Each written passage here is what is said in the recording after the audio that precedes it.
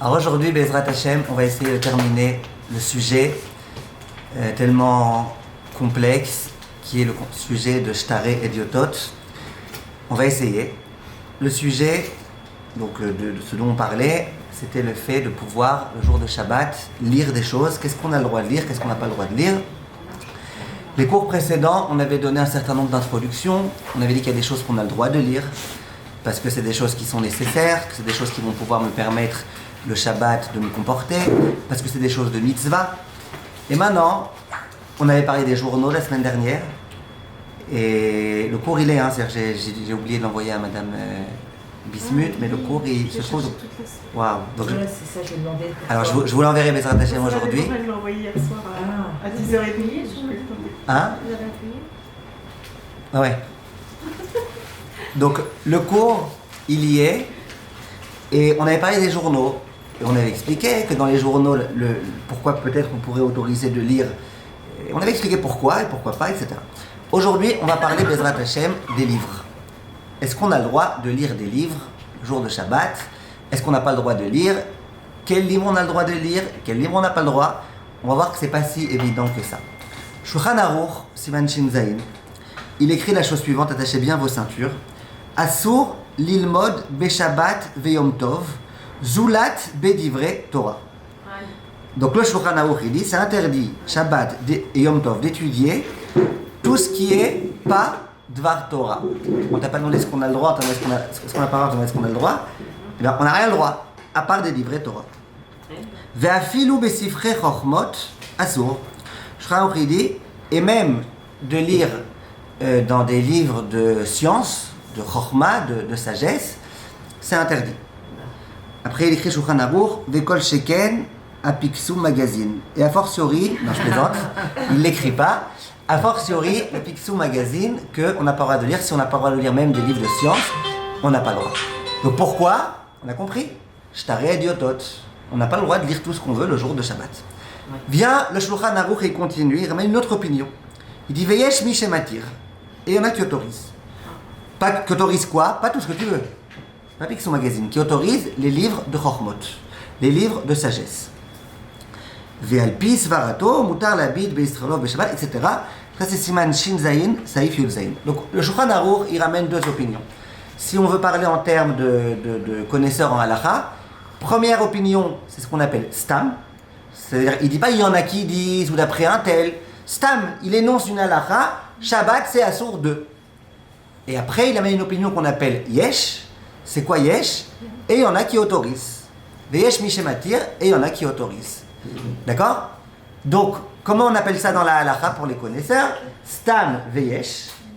Quand tu as une opinion que le Shulchan Aruch il énumère en tant que stam, qu'il énonce en tant que c'est comme ça et pas autrement. Et qu'après il dit il y en a qui, et bien là, la halakha elle est, d'après le Shulchan Aruch en tous les cas, comme le stam. Donc le Shulchan Aruch, stam veyesh, halakha ki stam, c'est un principe que vous pouvez retenir. Je ne sais pas si on l'a déjà dit, mais voilà. Aujourd'hui on est en petit comité à cause de la pluie, donc on peut se permettre d'approfondir un peu. Stam veyesh, halakha ki stam. Donc le Kaf HaChaim et le Rav Ovadia et tous les poskim sfaradim, ils vont dire l'opinion du Shulchan Aruch, c'est non pas comme ceux qui autorisent, comme le yesh, mais comme le stam, c'est d'interdire tout ce qui est extérieur à Divrei Torah. Évidemment, je répète, à part les exceptions de la semaine dernière, à part par exemple les choses qui me sont utiles pendant Shabbat, à part les choses de mitzvah, etc. Maintenant, le Mishnah Brura, donc, oui. À quoi ça sert que les yesh Très bonne question, très bonne question. Si le Shulchan Aruch, il veut trancher comme ceux qui interdisent, alors pourquoi après il amène le veyesh? De toute façon, c'est pas ça qu'il veut trancher. Très bonne question. Alors, en un mot, il y a certains poskim qui veulent dire que c'est pour le kavod. Quand c'était des grands rishonim, ceux qui autorisent, Shulchan Aruch, il veut les honorer, donc il ramène leur opinion, bien qu'il ne veut pas trancher comme lui. Il y en a qui disent que pourquoi il ramène son opinion? Pour en cas de grande nécessité, les personnes qui vraiment veulent se reposer, c'est pas genre une opinion qui n'existe pas. Shulchan Aruch, il l'a rapporté. Dans le cas inverse, dans le cas où le Shulchan Aruch il autorise et que le yesh il est mahmir, le Kaf HaChaim dit pourquoi il ramène à chaque fois le yesh? Pour dire vaut mieux être mahmir si tu peux. Bref, on va s'arrêter là dans les principes halachiques parce qu'on pourrait s'étendre beaucoup. En tous les cas, on a le principe de stam veyesh halakha ki stam. D'accord? Dans le livre que votre père il m'avait offert, madame sur les principes de Piskei Halacha. Là-bas, évidemment, il parlait de ces principes-là, en long, en large, du Rav Yitzhak Yosef, en long, en large et en travers. En tout état de cause, ce que je voulais vous dire, le Chafetz Chaim.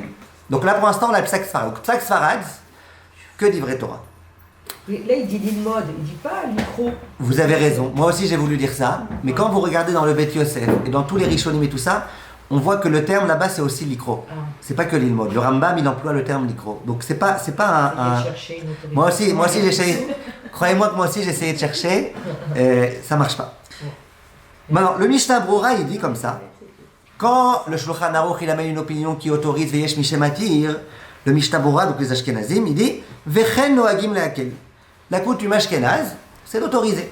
On autorise, comme la deuxième opinion qui autorise, on autorise. Après, il dit Vekatav Elia Rabba, mais le Elia Rabba, il dit Be'yere Shamaim Raoui leachmir beze, qui a Rambam ve'aran osrim. Donc, même le Mishnah Brura qui autorise, il dit quelqu'un, donc même ashkénaze, qui a la Yirat Shamaim, la crainte de Dieu, eh ben, c'est bien qu'il soit mahmir, et que même les livres de science, ils ne les lisent pas. Donc, venez, on essaye déjà tout de suite de faire un tout petit résumé. On a une marloquette rishonim, une discussion entre les maîtres de l'époque médiévale.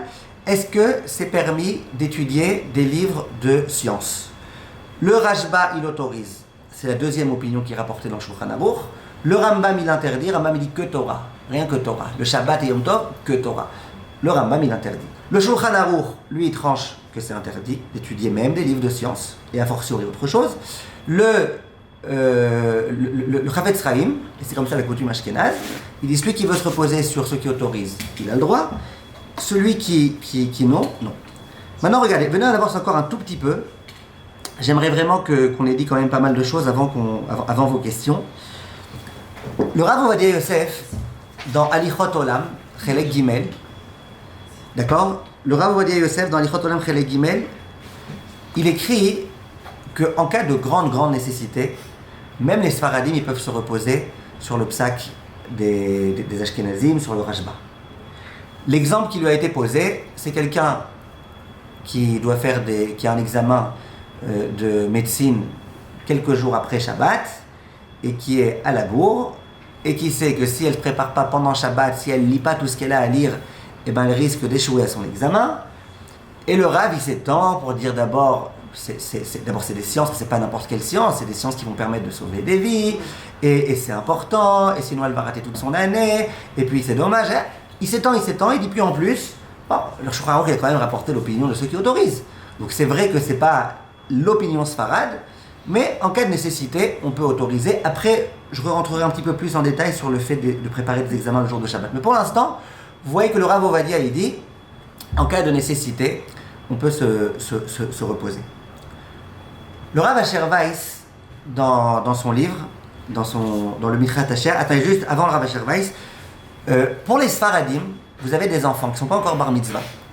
Et eux, ils vont vous dire, maman, j'ai envie de lire tout type de livres, qui sont par exemple des livres de sciences, qui sont des livres de maths, qui sont des livres de choses qui peuvent être considérées comme étant de la science. Après, évidemment, question philosophique, qu'est-ce qu'on appelle science ou pas? Est-ce que la philosophie, ça rentre dans la science? En tous les cas, il y a tout type de questions qui vont se poser. Mais ce qui est sûr, c'est que si mon fils, qui n'est pas arrivé à l'âge de la bar mitzvah, il veut lire un livre de science, pour beaucoup de poskim, on autorise. Pourquoi? C'est un peu comme je vous avais expliqué avec la balle, avec le ballon. Même si tu dis que le ballon c'est mouktsé parce que le Shulchan Aruch il interdit que les Sfaradim on va faire comme le Shulchan Aruch, il n'empêche que le Rama il autorise. Vous vous rappelez dans Ilchot mouktsé, le Rama, le Rav Ashkenaz il autorise. Donc certes, aux Sfaradim on leur dit de faire comme le Shulchan Aruch, mais à des enfants qui sont pas encore bar mitzvah, on peut leur dire de se reposer. Ils ont le droit de se reposer sur les poskim ashkenazim qui autorisent. Bref, je ne rentre pas plus que ça dans ça. Donc ça c'est important de savoir pour les enfants. Le Rav Asher Weiss, on lui a posé la question dans le Minchat Asher, dans le Minchat Asher Chelek Aleph Siman Yotet. On lui dit voilà, c'est très très difficile cette chose-là. Les gens ils ont envie de lire le Shabbat. Parfois le Shabbat il dure très longtemps et on s'ennuie. Et l'ennui c'est quelque chose de très très mauvais, surtout le Shabbat. Est-ce qu'il n'y a pas par hasard, qu'est-ce que vous conseillez? Alors le Rav Asher Weiss, là-bas, il ne parle pas de livres de Chochmot, il parle de livres de lecture, des romans, des choses comme ça. Le Rav Asher Weiss, il dit, évidemment, c'est pas la peine de le dire. Shulchan Aruch, il a éprouvé le besoin de le dire, mais moi je pense qu'entre nous, c'est pas la peine de le dire. Évidemment, on parle pas de livres qui sont pas cachers, on parle pas de livres qui donnent des mauvaises pensées, on parle pas de livres qui sont pleins de apikorsut. Évidemment, Shulchan Aruch, il avait eu besoin de l'écrire. Nous, Baruch Hashem, je pense que c'est une évidence. Donc le Shulchan Aruch, il dit que... Non, pas le Shulchan Aruch. Donc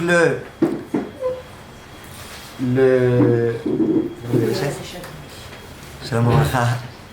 Donc le Rav Asher Weiss, il dit, si quelqu'un veut lire un livre, un roman le jour de Shabbat, il dit, moi je pense que pour les filles par exemple qui n'ont pas l'obligation d'étudier la Torah, on peut autoriser. Je vous explique dans un instant pourquoi. Il dit, et même pour les hommes, vous savez, ceux qui n'ont pas les nerfs d'étudier la Torah pendant toute la journée et tout, c'est difficile et tout, eh ben on peut leur autoriser. Pourquoi? Le Rav, il ramène plusieurs raisons d'autoriser. La première, il dit, il y en a qui disent que tout l'interdit c'est de lire quand tu prononces. Quand tu lis que avec la tête, avec les yeux, il y en a qui disent que c'est permis. On avait ramené ça la semaine dernière à propos des journaux. Donc il y a déjà une première autorisation. Deuxième autorisation, on parle de livres ici, le Rav Asher Weiss, il parle de livres en Israël qui sont écrits en hébreu. Deuxième autorisation, la semaine dernière, on avait rapporté le Rama qui disait que même les livres qu'on n'a pas le droit de lire sous prétexte que ce n'est pas des livres de mitzvah ou de Torah, dès lors que c'est écrit en hébreu, tu apprends la langue au passage, et pas n'importe quelle langue, la Shon HaKodesh, et donc en soi c'est aussi une raison autorisée. S'il n'y avait eu que ça, on n'aurait pas tellement autorisé, mais il y a et le fait que tu lises sans prononcer, et le fait que c'est la Shon HaKodesh. Il continue le Rav et il dit, et en plus, il y a le Magen Avraham. La semaine dernière on avait rapporté un Magen Avraham, on va s'en servir aujourd'hui de ce Magen Avraham, donc je me permets de le rappeler. Le Magen Avraham, un grand posek ashkénaze, il disait, tout le problème de lire Shabbat, c'est quand tu lis pour lire. Mais quand tu lis pour Oneg Shabbos, toi ça te fait plaisir de lire Shabbat, ça te donne du plaisir. Le Magen Avraham il disait, il n'y a pas de shtarei idiotot. Attention, tu ne vas pas lire maintenant des contrats et des choses qui sont vraiment du Massa ou Matan. Mais si tu kiffes lire des livres, lire tout type de choses, il n'y a aucun problème. Comme ça le Magen Avraham il avait dit. On avait dit la semaine dernière que beaucoup de décisionnaires ne voulaient pas se reposer sur ça. Mais il n'empêche qu'il y a un Magen Avraham. Donc le Rav il dit, il y a un Magen Avraham, c'est un très très très très grand posek. Donc en dehors de toutes les raisons qu'on a dit. Et en plus, le Rav Asher Weiss, il ramène un Rav Moshe Feinstein, et il dit qu'aujourd'hui, où c'est pas l'habitude d'effacer, l'une des raisons pour lesquelles on interdit de lire dans des shtarei idiotot, c'est de peur qu'on en vienne à effacer. Ah, j'ai remboursé un tel, c'est bon, je peux effacer. Ah, les livres aujourd'hui, qui est-ce qui peut... Donc, pour toutes ces raisons-là, le Rav Asher Weiss, il dit, et à part ça, il rajoute, il dit, et souvent les livres qu'on lit aujourd'hui, c'est pas des livres de bêtises. Souvent, on peut apprendre un peu d'Irat Shamayim, un peu de Midot Tovot, un peu de... Donc le Rav Asher Weiss, évidemment il est ashkénaze, donc il est plus cool dans ces choses-là que les Sfaradim, mais le Rav Asher Weiss, lui il dit, moi je peux autoriser. Maintenant, pour vous rassurer, juste une minute. La semaine dernière on avait ramené le Magen Avraham, vous vous rappelez? Le Magen Avraham il disait que quand c'est pour le kiff, c'est permis. On avait dit que beaucoup n'étaient pas d'accord avec lui, mais on avait dit qu'il y a quand même une différence à faire entre le kiff, et entre le non-kiff, et entre la déprime. On avait dit la semaine dernière, on avait ramené le Sheila Tiavetz et tout, qui disait que si quelqu'un il est habitué à lire, et lui c'est sa vie, c'est son oxygène, s'il lit pas Shabbat, c'est la déprime.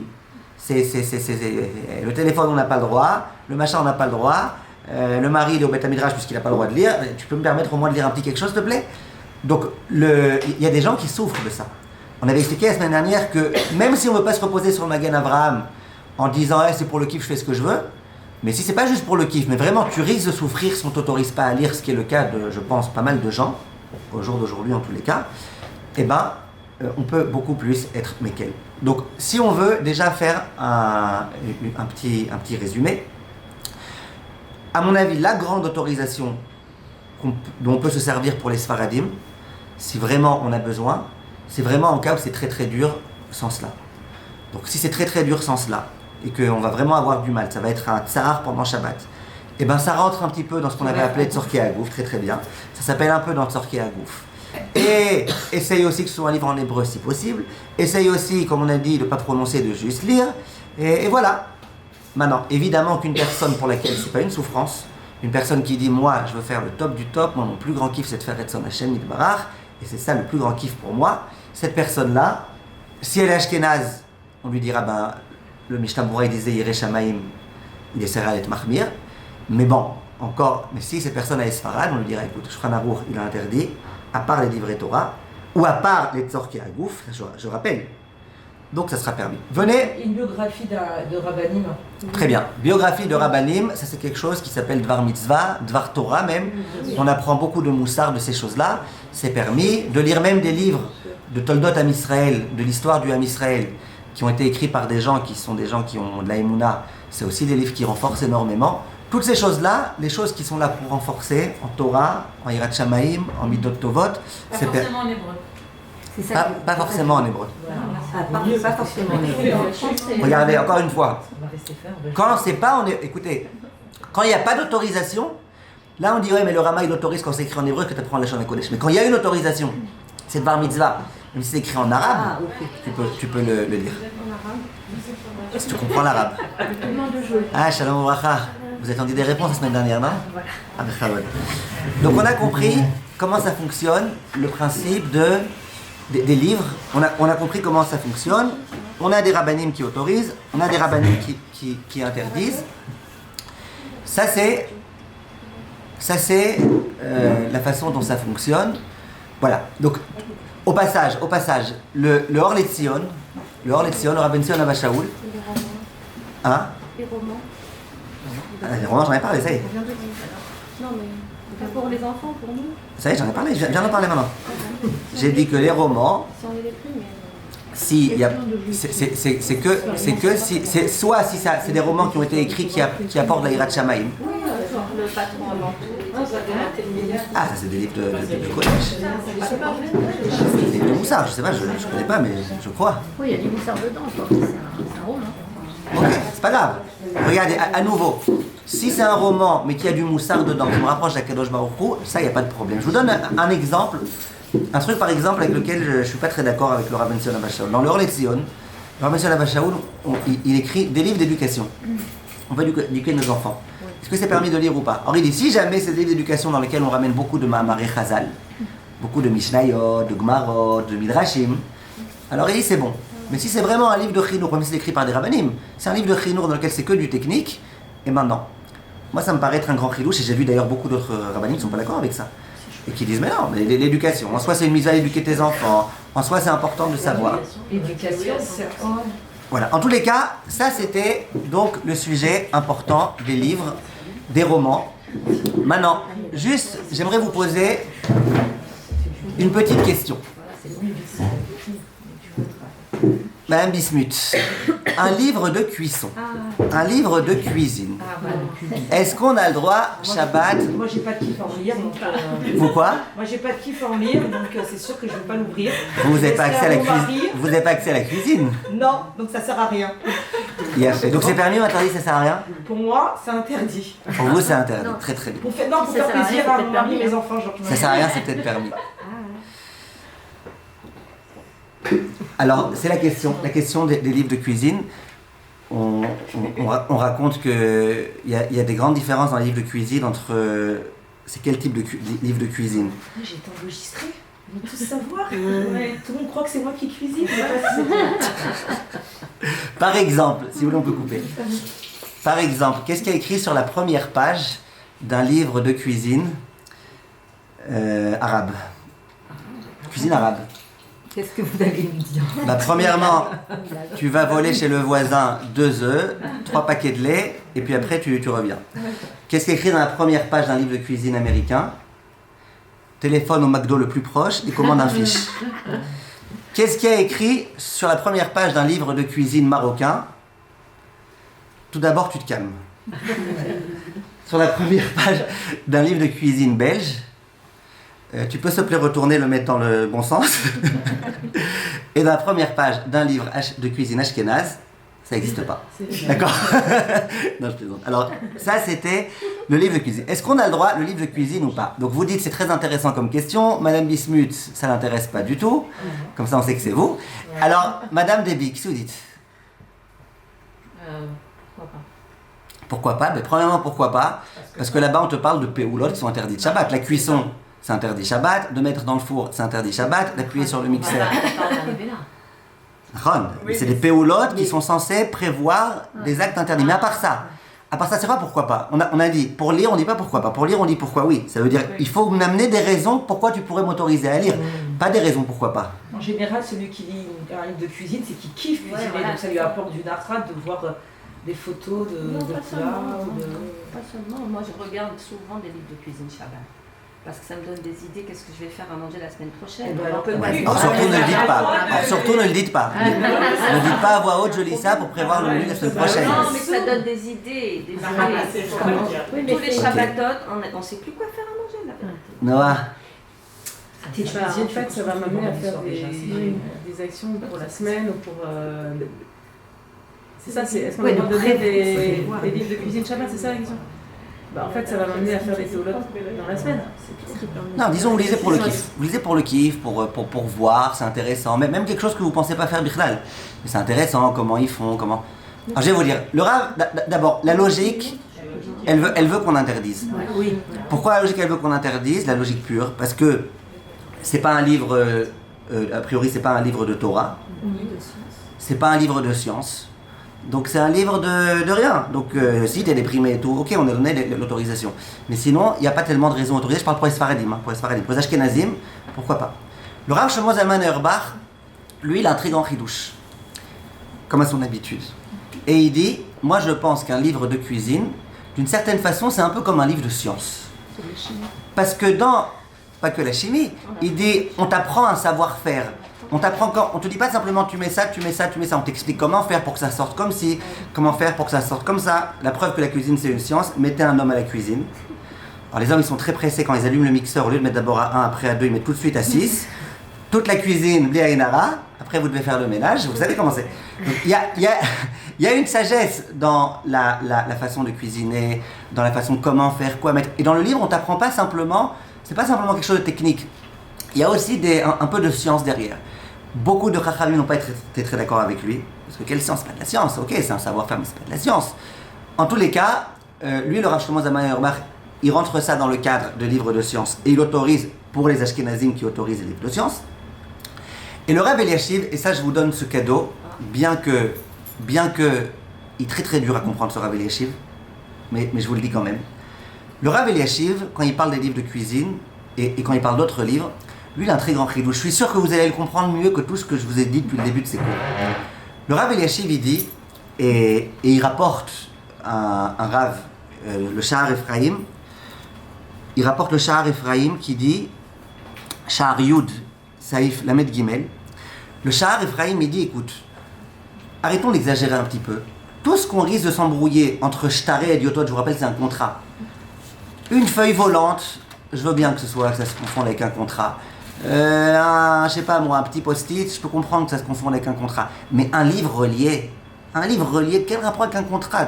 Depuis quand, si quelqu'un il lit dans un livre relié, il risque d'en venir à lire dans... à modifier quelque chose, à effacer, à en venir à... Quel rapport? Un livre relié, c'est un livre relié. Le Shahar Ephraim, il dit ça, de façon explicite. Il dit, les termes qu'il emploie, le Shahar Ephraim, il dit... מה שאדם כותב בתוך ספר הוא לגביות, לזכור לשנים הבאות, ולא מחלף בשטר.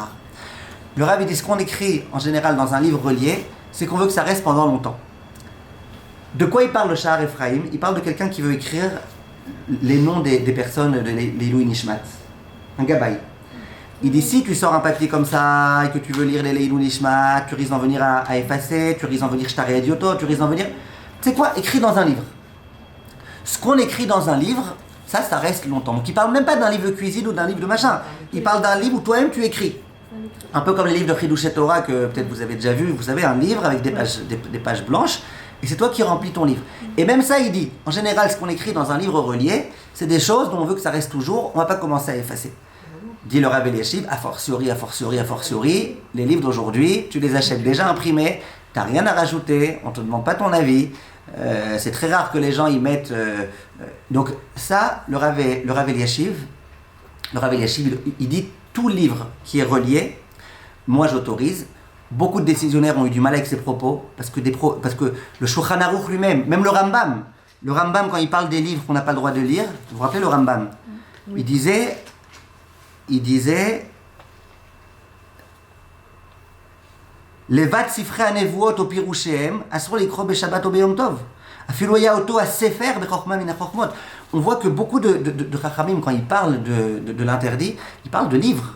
Ils n'emploient pas le terme des feuilles volantes, ils parlent de livres. Donc beaucoup de poskim ont eu du mal avec ce Rav Eliashiv, qui au passage, c'est pas que Rav Eliashiv, c'est aussi un Sha'ar Ephraim. Donc voilà, sachez, si vous voulez, en plus, cette autorisation, elle est bien pour les Ashkenazim, qui disent que l'une des raisons pour laquelle on interdit, c'est de peur qu'on vienne effacer, ça ne t'effacera pas. Mais d'après le Rambam, que tu n'as rien le droit, à part les livrets Torah, c'est pas très... Donc voilà, sachez qu'il y a un Rav Eliashiv qui existe. Que ce Rav Eliashiv, lui, eh ben, tout ce qui s'appelle un livre, pas un bloc-notes, pas un livre, tout ce qui s'appelle un livre, il pense que ça ne fait pas partie de la Xéra. Rav Eliashiv, c'était un Gdolador, donc évidemment que ce qu'il dit, même si on ne comprend pas, eh ben, on peut se reposer dessus. Je ne pas dit qu'on fait, je dis qu'on peut se reposer dessus. Si on veut être mahmir comme les autres, évidemment que c'est encore mieux, mais en tous les cas, il y a de quoi autoriser. Alors, ça va un petit peu dans le sens contraire de ce qu'il a dit Rav Ovadia, parce que Rav Ovadia, il autorise de réviser un examen. Et un examen, c'est des feuilles volantes, quoi. Non. Ah, le Rav Ovadia, c'est... Ouais, mais le Rav Ovadia, lui, il dit, peu importe. Le Rav Ovadia, il dit, c'est de la science. Encore une fois, quand on a autorisé la science, c'est même des feuilles volantes. Tout ce qu'on a autorisé, quand on a autorisé, par exemple, Tzorech Hagouf, on doit prendre un médicament, on veut lire la notice. Ah oui. C'est volant. Ah oui, c'est très volant. Et pourtant, on a le droit. Ok. Là, le journal, il est aussi volant. Tout ce qu'on a autorisé, on a autorisé.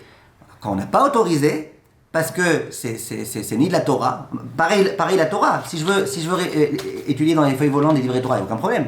Ça, Ce que j'ai le droit c'est ce que je vous dis. Ce que j'ai le droit d'étudier, j'ai le droit volant, pas volant. Là où j'ai pas le droit, alors là, on a besoin, d'après le Rav Eliashiv, d'en arriver au fait, ouais, mais c'est un livre, donc c'est vraiment quelque chose à part, on va pas en venir à s'embrouiller entre un livre et des shtaré et idiototes, etc. Grave, j'avais toujours entendu qu'on pouvait pas donner une recette Shabbat. Moi aussi. Ouais. Avec les syndicat, on m'a dit Alors, est-ce que vous allez élucider le mystère? Est-ce qu'on a le droit de donner une recette Shabbat? Ça, c'est un sujet dont on va parler bientôt, Bezrat Hashem. Toute la question de, est-ce que j'ai le droit de dire, demain, je vais prendre la voiture? Demain, si tu dis, alors tu vas prendre le mixeur, tu vas appuyer sur, ça, c'est assourd. Si par contre vous dites simplement, la recette, c'est en mettant tant de farine, on ne dit pas, je mesure ou je vais mesurer. On raconte. Ça, il n'y a aucun problème. Attention, ne dites pas, c'est la recette que je vais faire demain. Parce que sinon, c'est achana. C'est même pas une vraie achana, mais le Sefer Chassidim, il dit que par exemple, quelqu'un qui va dormir Shabbat, c'est très bien de dormir Shabbat. Si quelqu'un il dort Shabbat et dit je vais dormir parce que demain j'ai besoin d'avoir des forces, c'est pas bien. C'est pas bien de dire ça. C'est pas que c'est vraiment assourd, mais c'est pas bien. Donc là, pareil, si tu dis donne-moi la recette parce que justement ça me fera plaisir de faire ça demain, non. Mais si tu me dis ça m'intéresse, c'est de savoir comment on fait un truc comme ça, ou tu peux m'expliquer comment tu as fait, ou c'est très bien avec sorti. les mesures, on pourrait. Hein? Avec les mesures. Ouais, les mesures, il n'y a aucun problème à dire des mesures. Le problème, c'est qu'on risque d'être tenté de noter, quoi. Ok, on ne va pas inventer des nouvelles xérotes. Nous, on ne va pas inventer de nous-mêmes des nouvelles xérotes. D'accord? On en a assez comme ça. On ne va pas inventer des xérotes. Il y a écrit nulle part dans la Torah que c'est interdit de dire une recette de peur que tu en viennes à noter. Moi, je ne connais pas en tous les cas une telle xérat rachamim. Ok?